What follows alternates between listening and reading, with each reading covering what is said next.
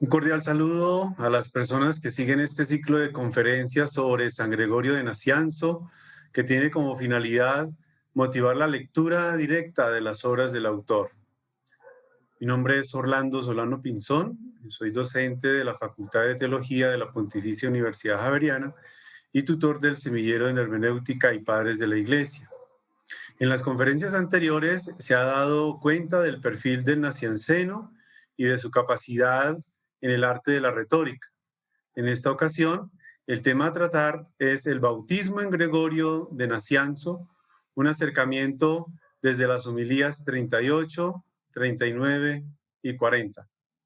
Esperamos que las ideas que aquí se comentan sean provocadoras de reflexión y motiven a acercarse a las obras en cuestión para detallar mejor el esfuerzo argumentativo realizado por Gregorio. Como señala el mismo obispo de Nacianzo en la homilía 40, la excesiva duración de un discurso es tan dañina para los oyentes como un exceso de comida para el cuerpo. Por este motivo, procuraremos no extendernos en el discurso y ser muy puntuales en las ideas que queremos comunicar. En este sentido, los pasos que seguiremos a continuación serán los siguientes. En primer lugar, señalaremos algunas ideas sobre las homilías en cuestión. En segundo lugar, haremos alusión a algunas particularidades propias de su teologizar. En tercer lugar, abordaremos las particularidades de su comprensión del bautismo. Y para finalizar, emitiremos una breve conclusión. Primer apartado, una mirada a las homilías 38, 39 y 40. De sus 45 homilías, todas ellas de valor inestimable, nuestra mirada se centrará en las tres que conciernen al ciclo de la Navidad, es decir, la número 38 sobre la Navidad, la número 39 sobre la Epifanía y la número 40 sobre el bautismo del Señor. Las tres fueron pronunciadas entre los años 379 y 381. Se trata de unas homilías de gran profundidad teológica y pastoral que dejan entrever esa fe y doctrina con las cuales, según Rufino, no puede dejar de concordar todo aquel que quiera definirse ortodoxo, y que han merecido con toda justicia a su autor el título de teólogo y la autoridad manifiesta e indiscutible de la que siempre ha gozado, aún mucho más allá de las fronteras de la Iglesia griega. En la extensa producción homilética de Gregorio Nacianceno, las homilías en cuestión se destacan como una unidad de alto nivel teológico, espiritual y estilístico. La homilía 38 fue predicada con ocasión de la Navidad, cuando se estaba celebrando, como lo hace observar el propio Gregorio, el nacimiento de Cristo juntamente con la adoración de los magos, según la costumbre antigua de Oriente cristiano. La homilía 39 fue predicada el 6 de enero en la fiesta de los Santa Lúmina. En esta solemnidad se celebraba también el bautismo de Cristo y era lógico por este motivo pasar de su celebración a la del bautismo de todos los cristianos. He aquí, por tanto, el motivo de fondo para la homilía 40. Gregorio comenzó celebrando el bautismo del Salvador y hubiese tenido que continuar dedicando su atención al sacramento de nuestra regeneración, pero al no poder disponer de tiempo para concluir su homilía, el mismo día 6 de enero, continuó al día siguiente con una homilía aparentemente distinta, pero que en substancia era continuación de la anterior. La homilía 40 es extensa porque el obispo trata no solo de la celebración del bautismo, sino que aborda también un problema pastoral de gran importancia para su tiempo, referido a la tendencia a retrasar el bautismo hasta la vejez y quizá hasta el momento de la muerte. La larga disertación de Gregorio de Nacianzo contra esta mala costumbre, que por lo común era normal en aquellos tiempos, Emperadores como Constantino y Constancio II fueron bautizados antes de morir. Constituye una toma de posición bastante significativa y también va contracorriente. Desde este punto de vista, la homilía 40 adquiere un relieve bastante destacado para la vida del cristianismo y del cristiano en la Iglesia, en cuanto Gregorio exige de él una adhesión completa a la fe en todos los aspectos de su vida. Según Gregorio, el bautismo en realidad no es únicamente el medio para recibir la iluminación de la fe y para llegar a ser cristianos en el fuero externo, sino que es también un medio a través del cual el cristiano debe comprometerse para ser tal siempre y en todas partes. El bautismo, por tanto, debe ser despojado de toda mera manifestación exterior y reconducido a su valor esencial. El bautismo forma al cristiano en su actividad y en toda su condición de vida, en la vida pública y en la vida privada. Es precisamente esta exigencia de una correspondencia perfecta entre la vida y la fe la que hace de esta homilía una de las más significativas de Gregorio Nacianceno. Segundo apartado, particularidades del teologizar del Niceno. En la consideración de los santos teólogos, como es el caso de Gregorio, conviene que se tenga en cuenta su crecimiento espiritual, del cual se hizo mención en la conferencia sobre el perfil. Esta cautela respeta el orden de los hechos históricos, en tanto que ningún padre de la Iglesia ha tenido un camino fácil. Han sido, en una gran medida, tributarios de los encuentros que la gracia divina les ha concedido y buscaron la verdad en la oscuridad del pensamiento filosófico y teológico de su tiempo. No encontraron inmediatamente las respuestas a las cuestiones que se planteaban, no solo dentro de la comunidad cristiana, sino fuera de ella. Su labor como teólogo está asociada a la experiencia vivida de Dios como luz. En efecto, conviene evocar su primera visión mística de la luz divina, que al mismo tiempo fue el primer contacto real de Gregorio con el misterio de la Santísima Trinidad. Al respecto afirma: desde el primer instante en el que separé mi alma de la vida del mundo para unirla a las radiantes ideas celestes, donde un espíritu sublime me llevó y me depositó lejos de la carne, elevándome por encima de aquí, y me ocultó en lo más profundo de la tienda celeste, donde la luz de la Trinidad ha deslumbrado nuestros ojos, no he conocido nada más brillante que ella, que desde su trono elevado emite un común e inefable brillo. Desde ese momento, yo estoy muerto para el mundo y el mundo está muerto para mí.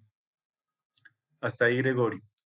Desde esta experiencia trinitaria, es posible comprender su inclinación al monacato, al cual concebía no como la pertenencia a un instituto eclesial definido canónicamente, sino sobre todo como una aspiración interior hacia Dios acompañada por una oración constante, como el deseo sostenido de la vida solitaria y silenciosa.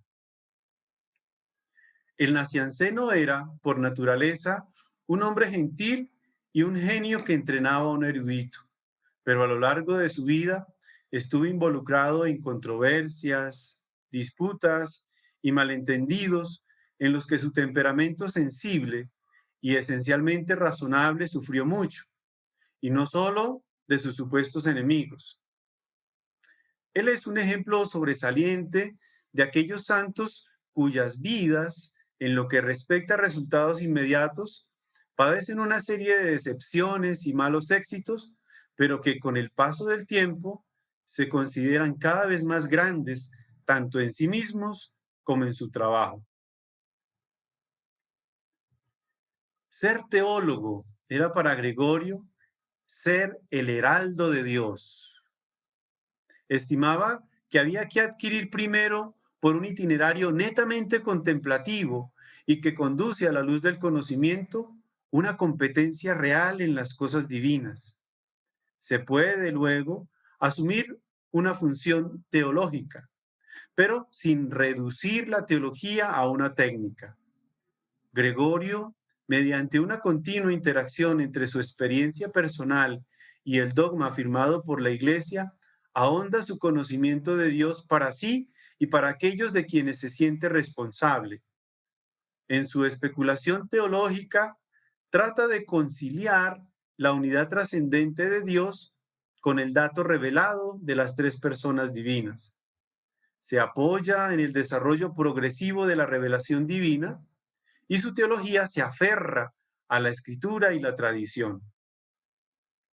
Sobre el quehacer del teólogo, en el discurso 27 señala lo siguiente: no es cosa de cualquiera, sabedlo vosotros, no es cosa de cualquiera el filosofar sobre Dios. No es un asunto fácil ni propio de los que van a ras de tierra. Añadiré que no es para tratarlo continuamente, ni con todos, ni bajo todos los aspectos, sino en determinadas circunstancias, con algunos, con cierta mesura. No corresponde a todos, sino a los que se han ejercitado y progresado en la contemplación, y antes de ello han purificado o están purificando alma y cuerpo. Pues no es nada seguro contactar con lo puro no estando puro. ¿Con quiénes? Con quienes tratan el asunto con seriedad y no como un tema cualquiera entre otros, objeto de charla entretenida tras las carreras de caballos, las funciones de teatro, los recitales, las buenas comidas o la relación sexual. Desde luego, no con quienes se encuentran un elemento de diversión en los tópicos sobre este asunto o en la sutileza de las controversias. Hasta ahí Gregorio. El nacianceno se muestra heredero de la tradición bíblica sapiencial, tamizada ya desde antiguo por el platonismo del judaísmo helenístico, en la persona de Filón de Alejandría. Al afirmar el conocimiento de Dios por las criaturas, pasando de lo visible a lo invisible. La theosis, la divinización, es para Gregorio la cumbre del conocimiento de Dios, que hace al Dios inaccesible accesible en cuanto el hombre pueda soportarlo. Toda la economía de la salvación se halla en orden a la divinización, pero no solo esto, la divinización corona la totalidad de sentido de la vida ascética, de la vida de oración y de la vida mística en la unión posible del hombre con Dios. Siguiente apartado, sobre la comprensión del bautismo. En la comprensión del nacianceno sobre el bautismo, se hace presente el talante de un pastor preocupado por su comunidad y, ante todo, de un maestro que con gran versatilidad y profundidad quiere incidir en la formación de los catecúmenos y de quienes ya han sido iniciados. Con los primeros, para que den el paso definitivo, acogiendo la iluminación del bautismo, y con los segundos, para que se mantengan firmes y fieles a los compromisos adquiridos.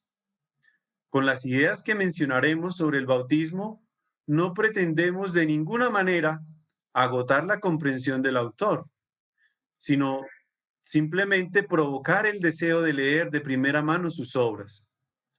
Para iniciar, Gregorio señala que la Escritura conoce tres tipos de nacimientos: el que proviene del cuerpo, el del bautismo y el de la resurrección. De estos, el primero está en relación con la noche, con la esclavitud y la pasión. El segundo, propio del día, de la libertad y de la destrucción de las pasiones. Aparta, como si de un velo se tratara, todo lo adquirido desde el nacimiento y conduce a la vida suprema. El tercero es mucho más temible y breve. Jesucristo enalteció cada uno de estos nacimientos. El primero, por aquel soplo primero y vivificante. El segundo, por la encarnación y por el bautismo con el que él mismo fue bautizado. El tercero, por la resurrección a la cual él mismo dio comienzo, De la misma forma que fue el primogénito entre muchos hermanos, así también fue considerado digno de serlo entre los muertos. De estos tres, para efectos de la presente exposición, la atención se centrará en el segundo, que para el nacianceno recibe el nombre de Día de la Luz. En su esfuerzo por dar cuenta del significado del bautismo, nos legará una amplia caracterización que puede ser fuente de inspiración para adentrarnos en la experiencia vital a la cual remite. En efecto, para Gregorio, el bautismo es esplendor de las almas, transformación de la vida, pregunta hecha a Dios por nuestra conciencia. El bautismo es ayuda a nuestra fragilidad.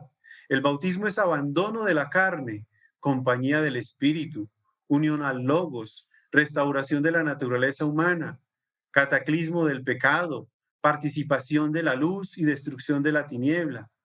El bautismo es vehículo que conduce a Dios, peregrinación junto a Cristo, apoyo de la fe, perfección de la mente, llave del reino de los cielos, cambio de vida, destrucción de la esclavitud, liberación de las ataduras, mudanza en nuestra composición.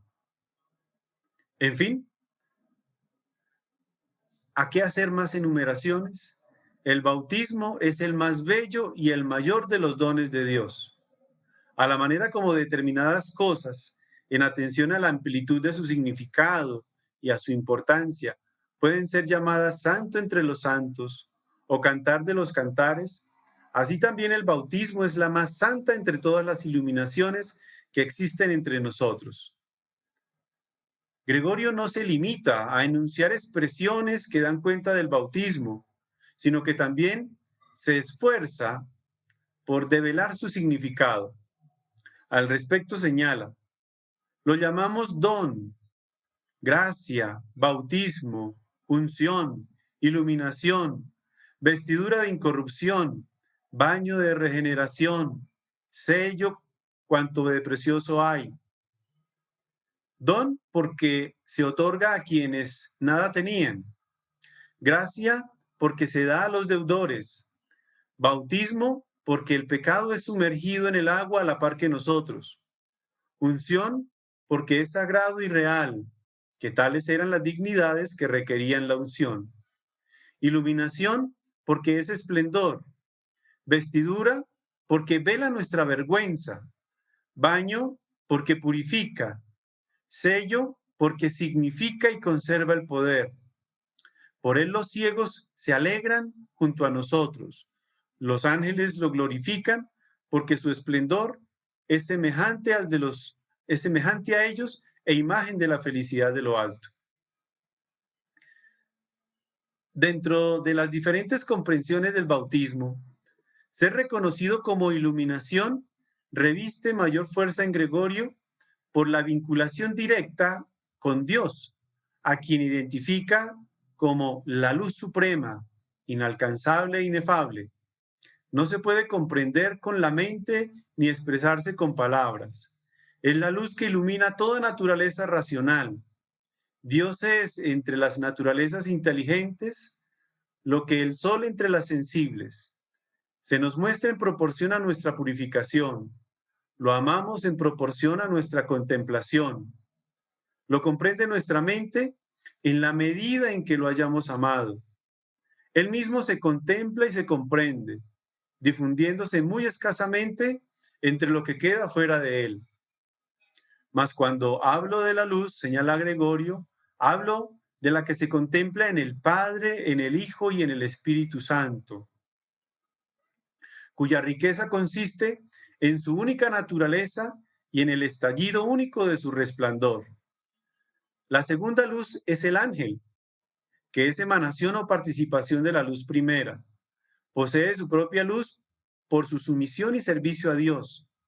No sé si se difunde la luz según el orden de su colocación o si, por el contrario, cada ángel es colocado en un lugar conforme a su luminosidad. Por fin, la tercera luz es el hombre, como resulta evidente también a quienes no son cristianos. Estos llaman luz al hombre con arreglo a la fuerza de su razón. Para nosotros, según Gregorio, reciben el nombre de luz sobre todo aquellos hombres que más se parecen a Dios y se le acercan más. Y aún cabe hablar de otra luz, la que dispersó las tinieblas primitivas, la luz anterior a la creación visible, el movimiento rotatorio de las estrellas y aquel supremo esplendor que ilumina todo el mundo.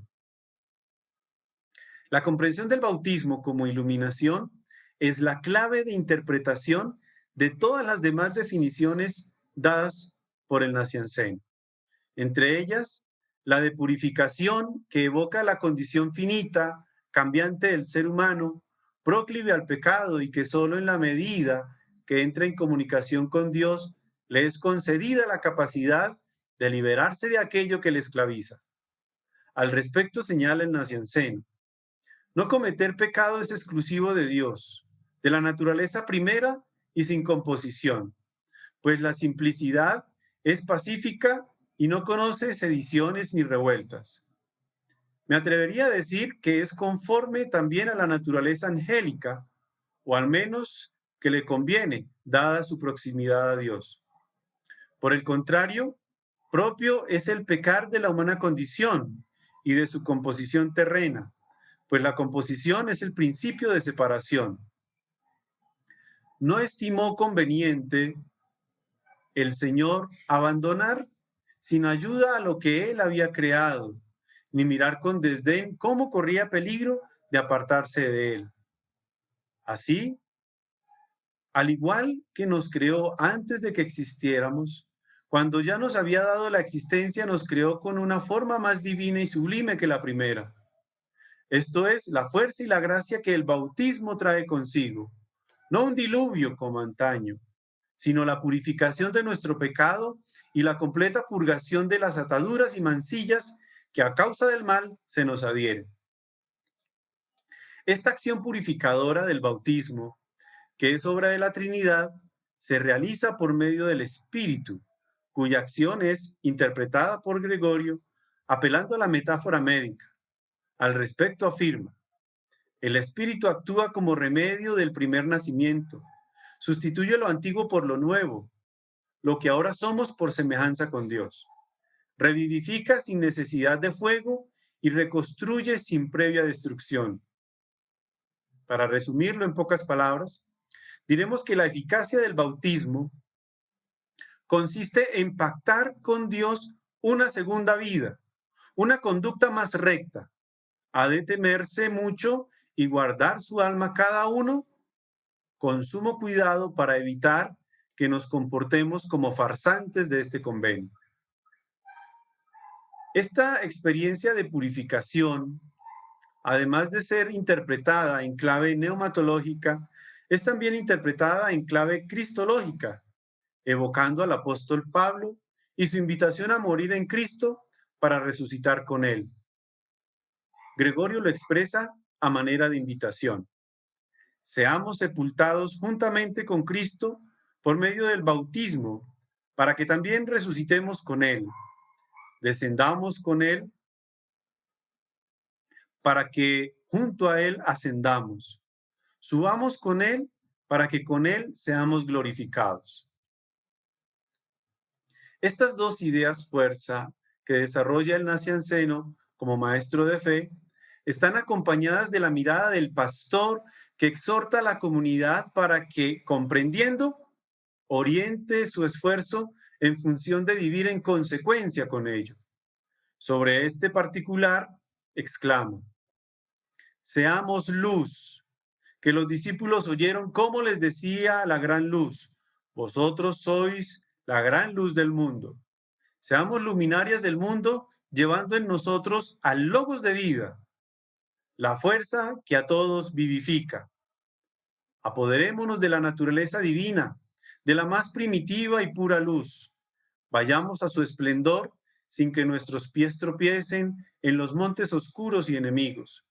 Mientras luzca el día, caminemos con decoro propio del día, no en festines y borracheras, no en amancebamientos y libertinajes, pues los robos pertenecen a la noche. Hasta ahí Gregorio. Y continúa. Hermanos, purifiquemos todo nuestro cuerpo, santifiquemos nuestros sentidos. Nada haya en nosotros de imperfecto, nada de nuestro primer nacimiento. Que nada quede privado de la luz. Iluminemos nuestros ojos para ver rectamente, sin admitir en nuestro interior ninguna imagen disoluta procedente de una contemplación curiosa e indiscreta. Bien que no rindiéramos culto al placer, mancillaríamos nuestra alma. Haya en nosotros viga o paja, hemos de purificarnos para poder ver también las cosas de los demás. Iluminemos nuestro oído y nuestra lengua para que escuchemos lo que dice el Señor Dios y se nos haga audible su misericordia matutina y captemos el júbilo y la alegría que invaden los oídos divinos. No seamos espada punzante ni afilada daga. No acojamos bajo nuestra lengua a la fatiga y al trabajo. Respetando las lenguas de fuego, hablemos de la sabiduría de Dios oculta en el misterio.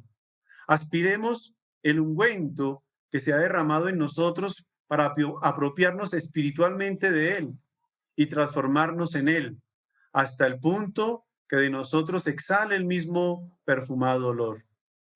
Purifiquemos el tacto, el gusto, el paladar. Nada suave toquemos, nada nos alegre por su tersura. Acariciemos al único digno de ser acariciado, al Logos que por nosotros se encarnó, haciéndonos en esto imitadores de Tomás. Evitemos ser tentados por infusiones y golosinas, que son hermanas de las tentaciones más cruentas. Gustemos solo y probemos al buen Señor, cuyo gusto es el más dulce y perdurable. No atendamos a refrescar por breve plazo el cruel conducto que nos da placer, pero descuida lo que se le da y no lo retiene. Alegrémonos, en cambio, con estos discursos más dulces que la miel. Siguiente apartado. Respuesta a problemas pastorales referidos al bautismo. Otro aspecto a destacar del nacianceno es que, además de establecer los referentes centrales de la comprensión del bautismo, sale al paso frente a problemas pastorales que opacan la finalidad de dicho sacramento. Al respecto, las referidas a la mezquindad de quienes, a la hora de acceder al sacramento, están más pendientes por la clase social o reconocimiento del ministro y del lugar donde se celebra. Sobre este particular, afirma: no digas que me bautice un obispo, que sea un metropolitano, peregrino a Jerusalén. La gracia no obedece al lugar, sino al espíritu. Ni digas que sea de noble cuna, pues sería terrible que mi noble linaje fuera injuriado por quien me bautiza. Que sea presbítero, pero no casado, y que su comportamiento sea moderado y su vida angélica. Sería espantoso que en el mismo momento de mi purificación recibiera yo una mancha. No atiendas a la probidad del que evangeliza ni a la de quien te bautiza. Otro es el juez de estos, otro quien examina lo oculto, que si el hombre ve las apariencias, Dios distingue en el corazón. En lo que atañe a la purificación, tú fíate de cualquiera, reparando solamente en que quien te bautice sea persona autorizada por la Iglesia y no uno de los que públicamente se han apartado de ella y por ende han sido por ella condenados. Estando necesitado de curación, no te ocupes en juzgar a los jueces, no te pongas a distinguir sobre los méritos de quienes te purifican, ni a discernir entre tus progenitores. Tal vez haya uno que sea mejor o más miserable que otro. En cualquier caso, son superiores a ti. Reflexiona como sigue. Si un anillo de hierro y otro de oro tienen grabada la misma imagen, una vez que hayan imprimido su efigie en la cara, ¿quién distinguirá qué imagen pertenece a cada uno de ellos? Por muy sabio que seas, ¿reconoces en la cera la materia de la imagen acuñada? Dime cuál es la marca producida por el anillo de hierro y cuál por el de oro. Una sola es la efigie, pues la diferencia estriba en la materia, no en la imagen impresa. Esto ha de servirte de ejemplo por lo que respecta a cada uno de los que bautizan. Aunque uno sea superior por su modo de vida, la eficacia del bautismo es siempre la misma. Cualquiera que esté constituido en la misma fe ha de ser considerado por ti como poseedor de la misma perfección. Siguiente enunciado: no existe motivo válido para diferir el bautismo.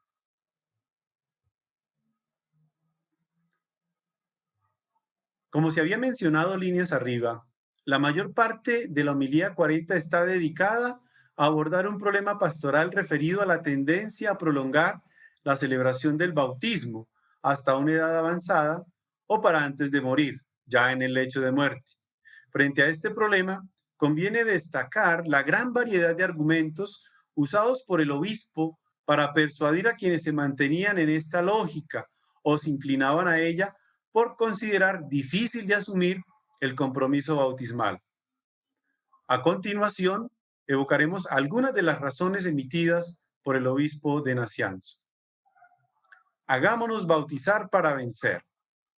Tomemos nuestra parte de esas aguas, más puras que la sangre de las víctimas impuestas por la ley, más sagradas que las cenizas de la becerra, cuya aspersión podía ser suficiente para dar a las faltas comunes una provisoria purificación corporal, pero no una completa remisión del pecado. Hagámonos bautizar hoy para no estar obligados a hacerlo mañana. No retardemos el beneficio como si nos ocasionase algún problema. No esperemos haber pecado más para ser mediante él perdonados en mayor medida. Eso sería hacer una indigna especulación comercial a propósito de Cristo. Aborda el sacramento con pleno dominio de tus pensamientos, antes de encontrarte agotado corporal o mentalmente, antes de dar la impresión a aquellos que te rodean de que tu lengua está excitante y helada a despecho de la plena lucidez que hay que poseer cuando se deben pronunciar claramente las palabras de la iniciación al misterio. Abórdalo cuando puedas hacer abiertamente profesión de tu fe y no solamente dejarla adivinar, provocando las felicitaciones y no la piedad, viendo por ti mismo claramente y no de manera oscura la grandeza del don que recibes y que en consecuencia la gracia del Espíritu te llegue profundamente. Que el agua no se limite a lavar tu cadáver rodeado de las lágrimas del duelo por tu causa, mientras tu mujer y tus hijos intentan arrancarte de la muerte recibiendo tus últimas palabras. Hazlo antes que un médico te rodee de sus inútiles cuidados.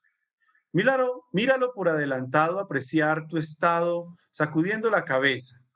Y después de tu muerte, hacer largas consideraciones sobre tu enfermedad, cobrar sus honorarios y retirarse precipitadamente, dejando lugar a los desesperados gimientes. No esperes a que los hombres de negocios vengan a rivalizar con aquel que quiere bautizarte. Él intenta proveerte de un viático para el último viaje. Ellos solo buscan tu heredad, dos negocios que no pueden tratarse juntos. Yo conozco tres maneras de esperar la salvación, señala Gregorio: la de los esclavos, la de los mercenarios, la de los hijos. Si eres esclavo, teme los golpes. Como mercenario, no busques otra cosa que la ganancia. Pero si te elevas a la dignidad de hijo, ama respetuosamente a tu padre. Haz el bien a causa de la obediencia a tu padre. Aunque sea gratuita, no olvides que tu recompensa es el placer de tu padre. De este modo, es absurdo comenzar por amontonar riquezas y diferir la preocupación por la salvación. Comenzar por purificar tu cuerpo y olvidar la purificación de tu alma. Buscar liberarte de la esclavitud de aquí abajo y no anhelar la libertad de lo alto. Aplicar toda tu actividad a tener una casa con adornos magníficos y no preocuparte de tu propio valor. Estar preocupado por el bien de los otros y no buscar tu propio bien. Para comprar un bien, alguien podrá gastar todas sus riquezas, pero aquello que se ofrece por bondad puede ser despreciado como demasiado fácil de conseguir. Todo momento es favorable para hacerse bautizar, tal vez incluso el momento de la muerte. Yo declaro, junto al gran apóstol Pablo, he aquí ahora el momento favorable, he aquí el día de la salvación. Y ese ahora no designa un momento determinado, sino cualquier momento. Y aún, despiértate tú que duermes, levántate de entre los muertos y Cristo te iluminará, disipando la oscuridad del pecado. Pues, según Isaías, la esperanza se pone a prueba durante la noche y es mejor dejarse sorprender por el alba. Pero si uno se previene ante el peligro y se hace bautizar, se garantiza el porvenir por el más hermoso y el más sólido de los socorros, dejándose marcar en cuerpo y alma por la unción y el Espíritu, tal como Israel fue marcado en otra época por la sangre que durante la noche protegía a los primogénitos. ¿Qué mal puede entonces sobrevenir o qué intriga puede alcanzaros? Escucha los proverbios. De este modo estarás exento de temor. Dormido tú gozarás de un agradable sueño. Y David te confirma la seguridad de esa dicha.